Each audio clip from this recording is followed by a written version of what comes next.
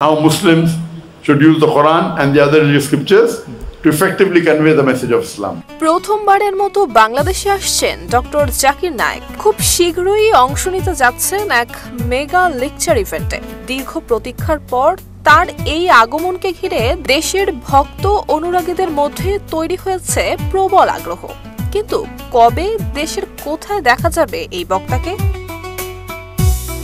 বাণিজ্যিক নয়, সম্পূর্ণ একটি চ্যারিটি প্রোগ্রামে বক্তব্য রাখবেন ধর্মীয় এই চিন্তাবিদ।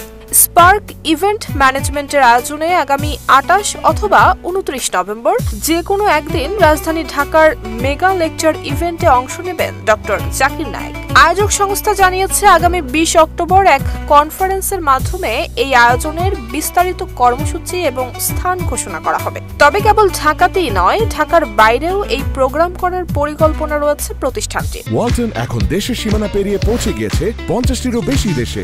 ওয়ালটন, ঘরে ঘরে বিশ্বজুড়ে। ভারতীয় বংশোদ্ভূত ডক্টর জাকির নায়েক ইসলামী দাওয়াতের জগতে বিশ্বজুড়ে পরিচিত নাম। ধর্মতত্ত্ব, তুলনামূলক ধর্ম এবং আধুনিক জীবনের সঙ্গে ইসলামী দৃষ্টিভঙ্গি নিয়ে তার বিশ্লেষণ কোটি মানুষকে অনুপ্রাণিত করেছে। বাংলাদেশে তার বক্তৃতা অনলাইনে বিপুলভাবে জনপ্রিয় হলেও সরাসরি তাকে দেখার সুযোগ হচ্ছে এটিই প্রথম।